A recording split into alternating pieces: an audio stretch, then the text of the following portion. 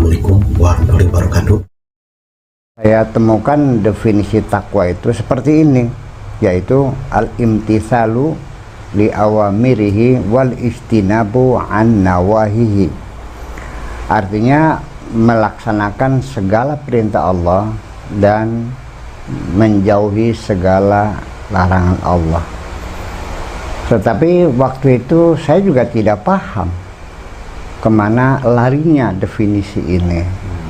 Tapi ya saya telan mentah-mentah saja. Dan saya waktu itu malas bertanya. Atau mungkin juga belum ada yang layak untuk ditanya. Karena ini kitab kuning yang dianggap ya mungkin disakralkan lah gitu. Pantang kita mengkritisi kitab kuning, ya pokoknya kebenaran itu kita terima begitu saja lah. Tetapi tetap bergejolak dalam hati saya, ini mana mungkin ketakwaan itu didefinisikan seperti itu, melaksanakan segala perintah Allah dan menjauhi segala larangan Allah. Dan ketika Allah berfirman, ya ayyuhalladzina amanu taqur ya ayyuhalladzina amanu taqullaha haqqa tuqatih wa la tamutunna illa wa antum muslimun. Ketika Allah menyuruh orang bertakwa, berarti menyuruh melaksanakan segala perintah Allah dan menjauhi segala, dan ini tidak masuk akal, dan ini tidak realistis dan tidak mungkin terjadi. Nah, pertanyaan saya, adakah orang yang mampu? Ya, ada nggak orangnya yang mampu dalam kehidupan kita sehari-hari, orang-orang yang ada di sekitar kita yang mampu melaksanakan segala perintah Allah dan menjauhi melaksanakan segala perintah Allah dan menjauhi segala hal? Kira-kira ada enggak? Ya kalau nggak ada nggak usah ngomong dong. Masa kita menceritakan sesuatu yang tidak terjadi? Nah itulah, sampai saya sendiri mengecek ketika ada pembinaan rutin untuk imam masjid seluruh Indramayu, dan saya bertanya kepada mereka bahwa anda ini setiap Jumat khutbah di masjid dan selalu berpesan untuk meningkatkan ketakwaan. Lagi-lagi khutbah usikum wa iyaya bittaqullah. Nanti Jumat lagi khutbah lagi isinya usikum wa iyaya bittaqullah. Tidak pernah beranjak dari masalah ketakwaan. Saya mau nanya, sebenarnya yang kamu pesan itu apa sebetulnya mengajak umat bertakwa nih? Lalu ya, mereka mengatakan ya melaksanakan segala perintah Allah dan menjauhi segala larangan Allah. Lalu saya tanya, mungkinkah Anda bisa melakukan itu? Di sini para imam masjid yang dianggap orang-orang yang paling soleh di masyarakat desa masing-masing, ada nggak yang bisa melaksanakan perintah Allah? Mereka jawab nggak ada, nggak bisa. Lalu ada nggak yang siap menjauhi segala larangan Allah? Mereka menjawab yang nggak bisa. Lalu Anda mengajak mana ini? Mengajak sesuatu yang mustahil terjadi. Nah itulah makanya sekali lagi ini terma-terma agama masih ditinjau kembali, dirumuskan kembali. Kita periksa dari mulai akar katanya, kosakatanya, ya morfologinya, ya kemudian juga tasrifnya, konjugasinya, supaya kita lebih jelas dari mana terbentuknya kalimat takwa ini. Sebab kalau kamu cari takwa di kamus yang awalan tak, nggak bakal ketemu. Karena itu namanya tak daden-daden. Yang asalnya iya. Nah itu takwa itu, kalau mencari kalimat takwa di kamus itu harus diurut. Pertama, semua huruf-huruf tambahan dibuang semua, dikembalikan kepada kosakata yang asli. Dan ternyata takwa itu berasal dari waqa. Iya, waqa yaqi, fil mudranya yaqi, kemudian masdarnya wiqayah. Dalam peribahasa dikatakan bahasa Arab, al wiqayatu khairun minal ilaj. bahasa Indonesianya, tapi juga ngambil dari bahasa Inggris semuanya. Preventif itu lebih baik daripada kuratif. Jadi wiqayah itu artinya preventif. Jadi kehati-hatian, kewaspadaan, artinya kalau kita keluar malam ternyata gelap gulita, kita kembali lagi. Ngambil apa kira-kira? Ngambil senter. Ya, kenapa ngambil senter? Supaya jangan kesandung. Jadi ngambil senter ini adalah sikap ketakwaan. Artinya tindakan preventif yang jangan sampai kesandung lalu baru cari obat merah. Yang penting bagaimana kira-kira jangan kesandung. Maka tindakan mengambil senter itu adalah tindakan ketakwaan. Begitu keluar ternyata hujan gerimis, balik lagi ngambil apa? Ngambil payung. Kenapa? Supaya jangan kehujanan. Nah, jadi artinya bahwa yang dituntut oleh Allah itu yang seperti itu, bahwa kita harus berhati-hati, harus waspada, ya, preventif. Jadi yang penting adalah bukan aku menyeka air matamu, yang penting bagaimana aku membuat kamu jangan menangis, itu yang paling penting.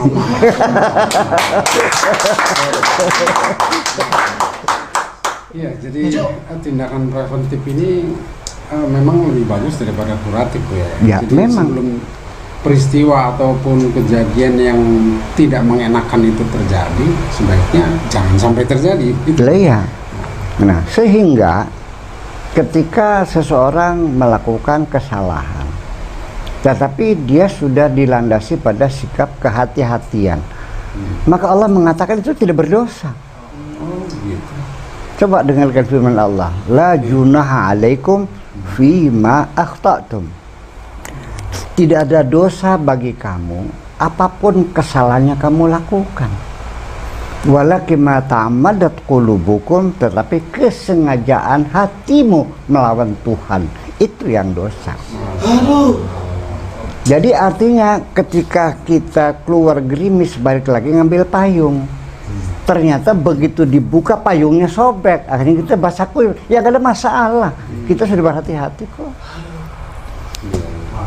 Kita pulang lagi ngambil senter, ternyata kesandung juga, ya gak ada masalah, tidak berdosa, so, kamu sudah berhati-hati. Jadi dosa itu kesengajaan hati melawan Tuhan itu. Nah itulah makanya perlu kita waspadai bahwa orang yang bertakwa itu bukan orang yang melaksanakan segala perintah Allah, tapi orang yang berhati-hati ingin tidak melanggar larangan Allah, berhati-hati ingin supaya bisa melaksanakan perintah Allah. Di tengah perjalanan dalam pergulatan kita kalah, ya sudah, Tuhan juga Allah siap mengampuninya kok.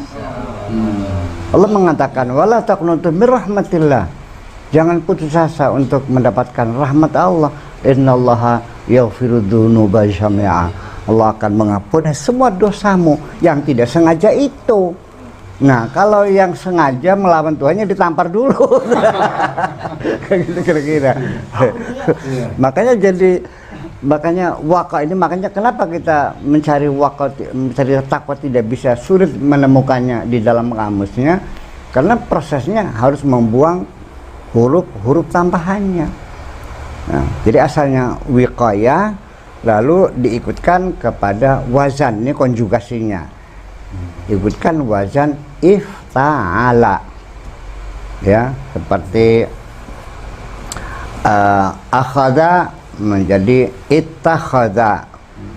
Nah, waqa menjadi ittaqa, diikutkan wazan ifta'ala, huruf tambahannya alif dan ta setelah fafiil.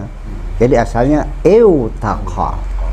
Eutaqa ini lalu terpaksa huruf wawunya harus diganti dengan ta karena sulit diucapkan. Lalu huruf ta yang pertama diidghamkan kepada yang kedua menjadi ittaqa. Isim fa'ilnya, nah itu adalah menjadi al-muttaqun, orang yang bertakwa. Masdarnya at-taqwa dari kalimat ittaqo tadi. Saya kira seperti itu asal muasalnya. Kemudian lagi ya,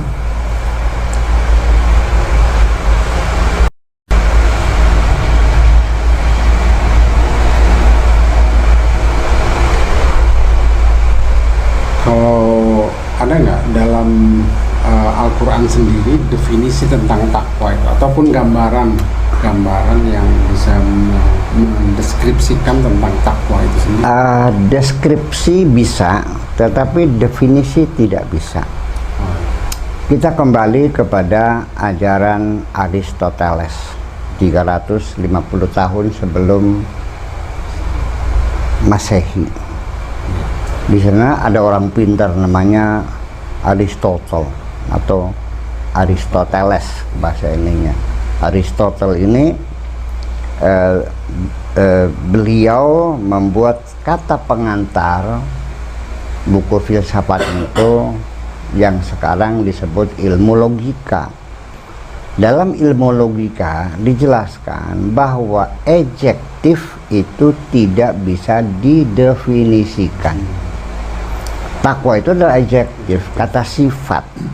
Kata sifat tidak bisa didefinisikan. Sulit dan tidak mungkin didefinisikan. Kenapa? Relativitasnya terlalu luas. Kata sifat itu tidak bisa didefinisikan. Kenapa? Karena warna merah, hijau, biru, soleh, cerdas, dan sebagainya, cantik, itu tidak bisa didefinisikan, karena itu adalah adjektif, kata sifat. Jadi bisanya hanya paling dideskripsikan, tapi tidak didefinisikan. Nah, itulah makanya kenapa merah itu tidak bisa didefinisikan, karena sangat luas sekali dan tidak mungkin. Merah itu warna, genusnya adalah warna.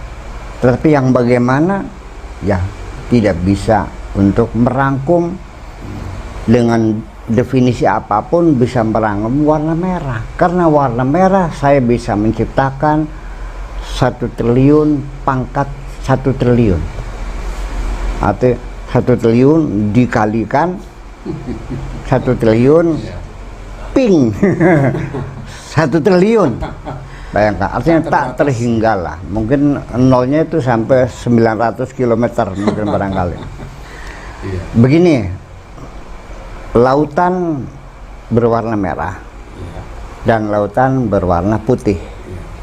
Saya ambil 1 tetes putih ini, saya campurkan ke lautan yang berwarna merah. Atau dibalik ya? Akan berubah. 2 tetes berubah, 3 tetes sampai 1000 ton, 1 miliar ton akan menjadi warna merah berbeda. Nanti dari triliun yang dari 1 sampai 10 triliun Anda tidak bisa membedakannya, hampir mirip.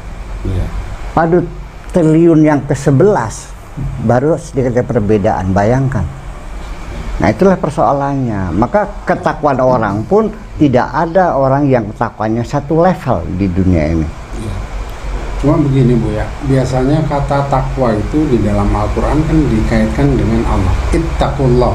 Kalau kata takwa itu disebut sebagai kehati-hatian atau hati-hati, lalu menyambungkan ittaqullah itu maksudnya apa? Ya supaya berhati-hati dalam menghadapi Allah. Gitu kan begitu. Nah, nanti orangnya itu disebut al-muttaqun. Nah, saya nggak mengerti kenapa ulama mendefinisikan at-taqwa. Apakah mereka belum belajar ilmu logika? Mungkin karena mereka belum bersentuhan dengan peradaban Yunani. Iya, mungkin membuat itu karena belum bersentuhan dengan peradaban Yunani. Jadi mereka mungkin tidak tahu bahwa adjektif itu tidak bisa didefinisikan. Nah, tetapi sesungguhnya begitu kita membuka Al-Quran pada lembaran pertama setelah Al-Fatihah, kan surat Al-Baqarah, itu sejak awal ditentukan, ditunjuk oleh Allah bahwa Al-Quran ini adalah guide of life untuk orang-orang yang bertakwa. Dzalikal kitabu la raiba fi hudan lil muttaqin. Di situ Allah menerangkan siapakah orang yang bertakwa itu, seperti apakah orang yang bertakwa itu, kan lebih jelas daripada definisi yang dibuat oleh ulama. Terus gimana? Allah berbicara tentang orang-orang bertakwa lebih jelas, lebih lengkap, dan lebih rasional daripada yang diterangkan oleh para ulama yang saya baca dalam kitab kuning itu. Ya kan? Hudal muttaqin alladzina yu'minuna bil ghaibi. Mereka juga menerjemahkan alladzina yu'minu bil ghaibi, enggak tahu bagaimana. Akhirnya sampai lari ke surga, ke neraka, ya kan? Kepada malaikat-malaikat kegaiban. Loh, malaikat itu bisa dilihat loh. Bukan makhluk gaib itu. Bukan, Nabi Muhammad pernah didatangi malaikat Jibril. Nanyakan mal iman wa mal islam wa mal ihsan, datang menghadap Nabi dan lututnya nempel di lutut kanjeng Nabi, lalu tangannya memegang paha Nabi. Umar juga melihat. Setelah itu pergi, kata Umar, siapa itu? Itu Jibril. Berarti bisa dilihat dong. Ya, surga juga bisa dilihat, nyong kita nanti ya mudah-mudahan masuk surga ya. Nanti kita masuk surga, kelihatan nggak? Ya kelihatan dong surga itu. Bidadari ya kelihatan. Sungai-sungainya ya kelihatan semua. Lalu di mana gaibnya? Ini sesungguhnya yang gaib itu hanya Allah saja kok. Ya artinya sampai sekarang tidak ada seorang makhluk pun yang pernah melihat Allah itu sendiri. Nah makanya ketika alladzina yu'minuna bil ghaibi, cobalah kita tafsirkan. Kegaiban itu kan sifatnya abstrak dalam pemikiran, dalam ideologi. Makanya alladzina yu'minuna bil ghaibi itu ya harus kita tafsirkan bahwa orang-orang yang punya platform, orang yang punya gagasan, orang yang punya cita-cita, orang punya visi dan misi, orang yang punya program kerja.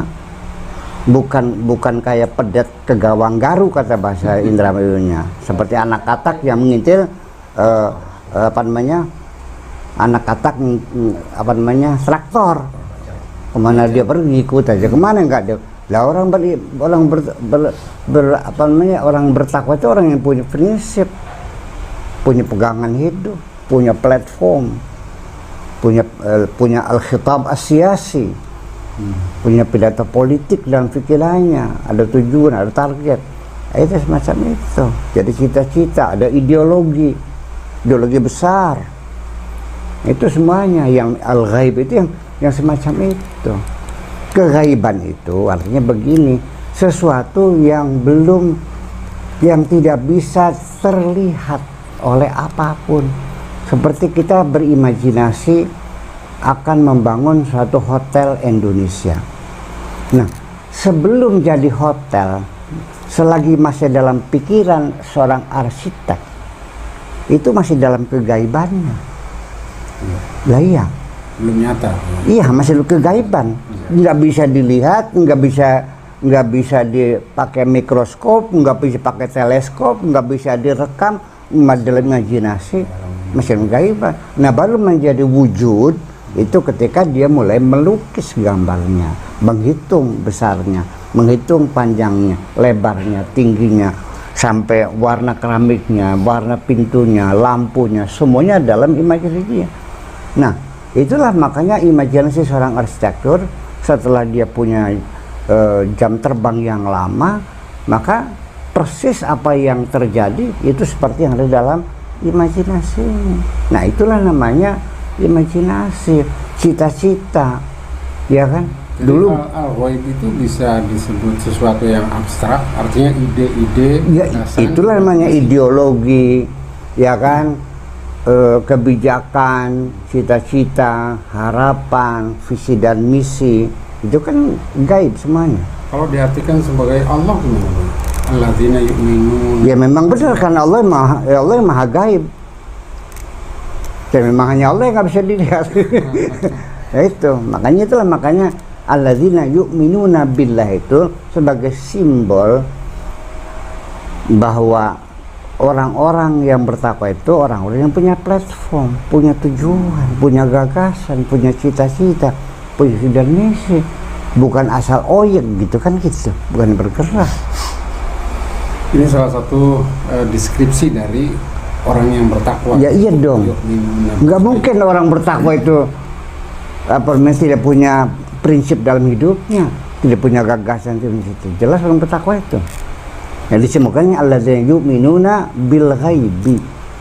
Makanya tidak makan. Kalau al-ghaib itu Allah, maka berarti alladzi yu'minuna billahi. Ya. Iya kan? Bisa dua makna Bu ya. Iya, al-ghaib itu termasuk Allah itu juga kegaiban juga.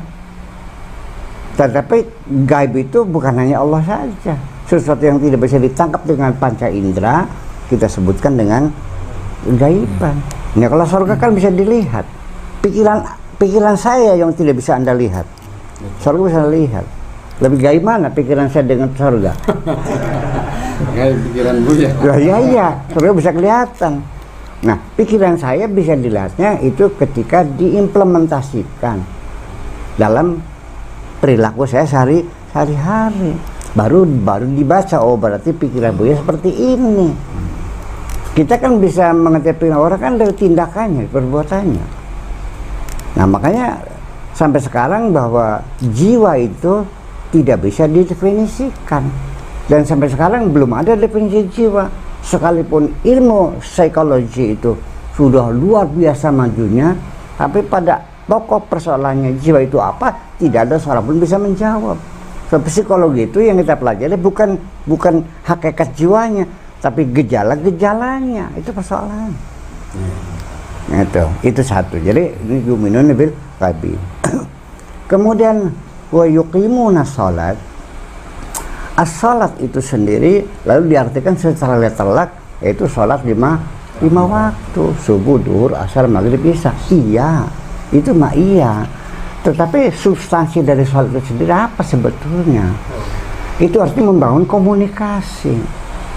Bahwa dulu sebelum ada HP, umat Islam dengan kewajiban 5 waktu, mereka berkomunikasi 1 hari 5 kali bertemu dengan tetangga dekat. Nanti seminggu sekali mereka berkumpul di satu tempat per desa, namanya masjid, jatuh pada hari.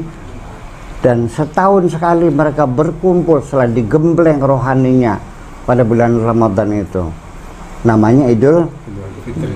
Nah nanti setahun sekali kongres internasional yang berpusat di kota Mekah, sekalipun sampai sekarang belum pernah dilaksanakan kongres internasional Islam di Mekah. Ya, karena ada kekhawatiran, nggak tahu khawatir apa, saya nggak tahu dah. Nah itu, jadi artinya itu menasalat itu artinya juga artinya muatan yang adanya itu artinya berkomunikasi secara intensif dengan masyarakat sekitarnya.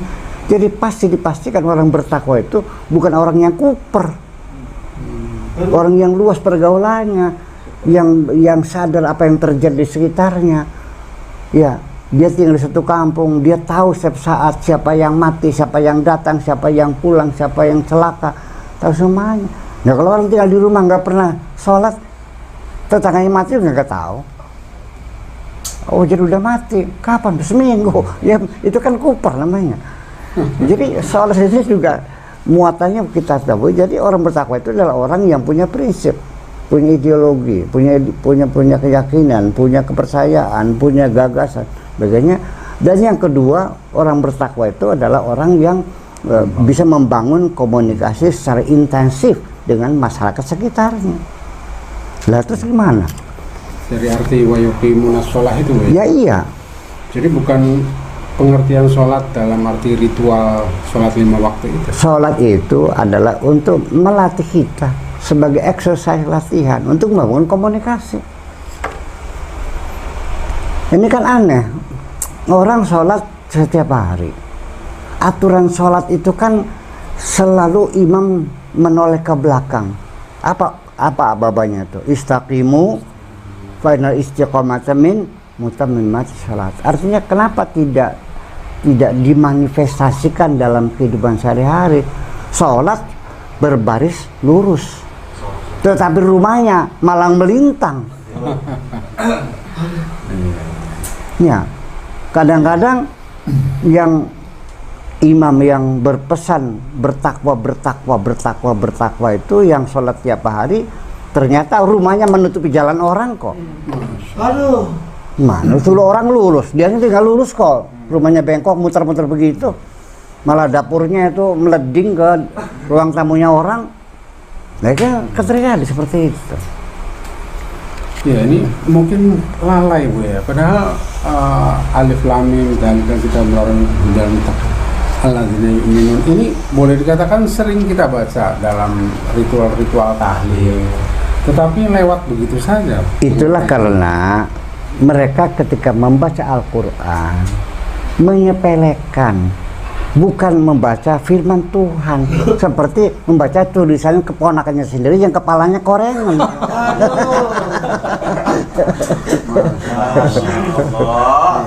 Ya itu penuh dengan isyarat, penuh dengan makna. Di situ di lembaran-lembaran Al-Quran terselip mutiara dan berlian yang tidak pernah tersentuh karena salah kamu sendiri. Yang diubek-ubek hanya halal dan haram saja. Padahal di situ guide of life,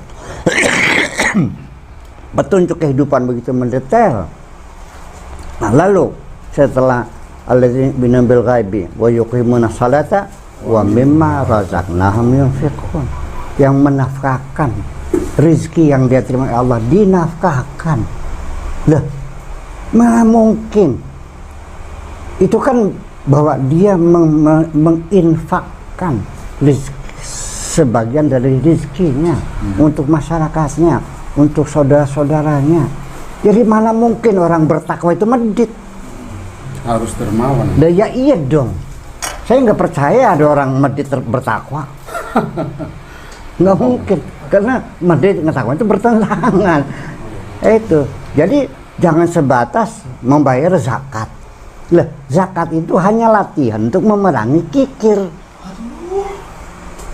Jangan mengira bahwa ketika engkau sudah mengeluarkan zakat, lalu ada tetangga kelaparan, kau biarkan saja dan Anda tidak berdosa. Nah, itu kan persoalannya. Tidak merasa berdosa karena aku sudah keluarkan zakat kok. Ini kenapa kita beragama seperti itu?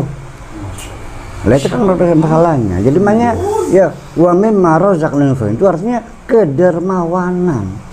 Jadi orang yang punya ideologi yang jelas, orang yang bisa membangun komunikasi yang intensif, dan orangnya dermawan. Berapa? Tiga.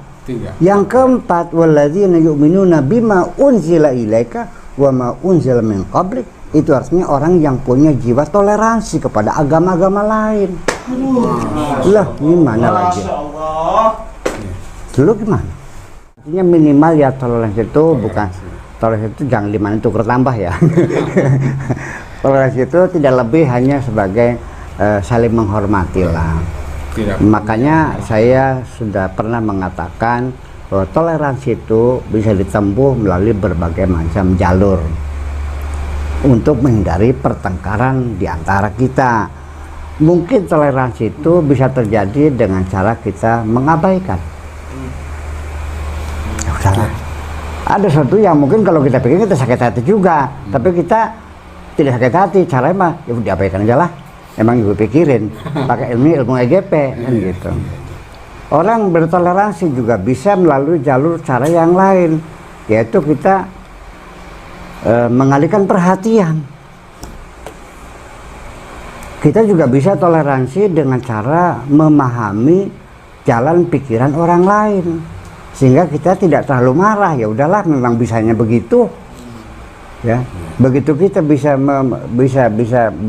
memahami jalan pikiran orang lain, maka kita bisa memakluminya. Itu sudah bagus sekali. Tapi tetap toleransi yang paling hebat adalah sudah pada tingkatan kita memaafkannya. Itu persoalannya. Ini sangat berat. Sangat berat. Dan ya, terus saya tambah lagi. Apakah menjadi persyaratan beragama Islam yang baik harus membenci agama yang lain dan harus menjelek-jelekan agama lain? Saya kira enggak. Itulah yang sering disalahpahami. Iya, mangga. Jadi kalau saya tidak pernah menjelek-jelekan agama lain, tolong jangan dituduh saya tidak beriman dengan agama saya kok. Iya. Betul. Ya, karena saya ingin menghormati siapapun kok. Dan rasanya memang misi Islam juga dalam rangka persatuan dan perdamaian. Ya ini kan Indonesia, kan negara kita kan banyak agama. Nah kalau kita berbenturan kan negara kan tidak stabil nantinya. Segimana lagi? Dan negara ini kan milik kita bersama. Bukan hanya milik umat Islam, tapi milik seluruh bangsa Indonesia yang terlahir di sini. Itu aja kok persoalannya. Cuma kita kan mayoritas, Bu. Oke. Ketika Anda mayoritas, buktikan kebesaranmu sebagai mayoritas. Jangan melakukan penindasan kepada minoritas. Setuju. Masalahnya begini, Bu, ya. Biasanya mayoritas itu merasa punya hak menentukan nasib bangsanya itu sendiri. Dan mereka berkilah bahwa ini para pejuang Islam lah, boleh dikatakan tanda kutip, Bu. Pejuang Islam di Indonesia, jihadis Islam di Indonesia itu menganggap bahwa wajar saja umat Islam di Indonesia kan mayoritas. Bahkan terbentuknya negara ini yang kontribusi paling besar adalah umat Islam. Sehingga wajar kalau umat Islam itu memiliki porsi jatah yang lebih besar untuk menentukan nasib negara ini. Cuman saya bertanya, Islam itu bertentangan nggak dengan demokrasi? Bertentang atau tidak? Setelah reformasi, kita seluruh bangsa Indonesia mengawal demokrasi, meninggalkan zaman kediktatoran Pak Harto, kan begitu bilangnya. Kita sepakat kita bangun demokrasi. Lalu ketika yang mayoritas mengatakan bahwa kita mayoritas, yang minoritas harus menghormati mayoritas, berarti tidak demokrasi dong. Yang namanya demokrasi itu tidak ada aturan minoritas harus mengikuti mayoritas. Karena dalam demokrasi mayoritas dan minoritas punya hak dan kewajiban yang sama. Ya, Bu, mungkin kita kembali kepada deskripsi takwa tadi. Sudah ada tiga. Pertama adalah yu'minuna billah. Bil ghaibi wa yuqimuna sholata wa mimma la yunfiqun walladzina yu'minuna bima unzila ilaika unzila min qablik wa bil akhirati hum yuqinun. Yang keenam ya. Yang kelima yaitu orang yang percaya kepada hari akhirat.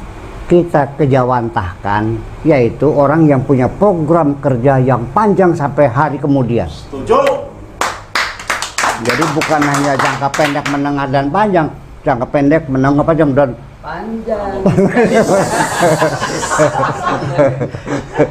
Jadi hari wabil akhirati hum yuqinun itu sampai hari kemudian. Ya, itu batasan di dunia saja sampai akhir hayat. Iya dong, artinya kita kan dulu kan punya jangka pendek, jangka menengah, jangka panjang. Kalau umat Islam harus programnya bukan jangka panjang sampai jangka hari kemudian.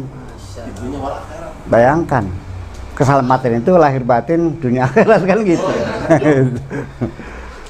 Nah, jadi kesimpulannya ternyata ketakwaan yang diurai oleh Tuhan lebih jelas daripada yang diuraikan oleh para ulama. Jadi Anda mau ikut Allah, ikut ulama. Ya, itu jelas sekali operasionalisasinya. Iya kan bisa dilakukan oleh siapapun. Iyalah. Karena petunjuknya jelas ada 5 hal itu.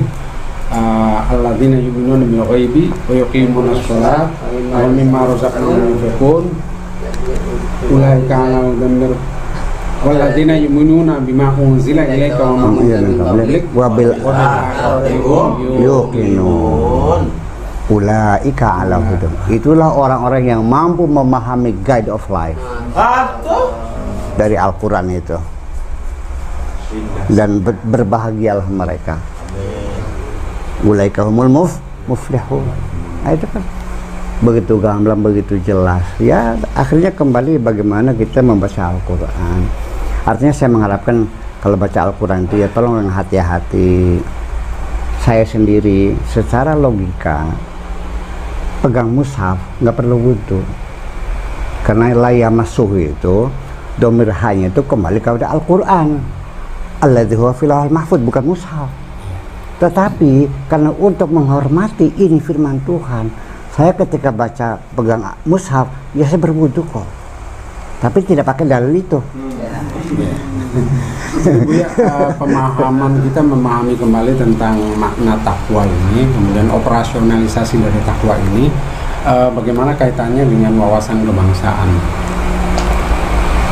Kalau orang itu bertakwa seperti tadi Al-Quran, kita punya ideologi, negara kita NKRI, dasarnya Pancasila, Undang-Undang Dasar 45, Bhinneka Tunggal Ika, ya kan?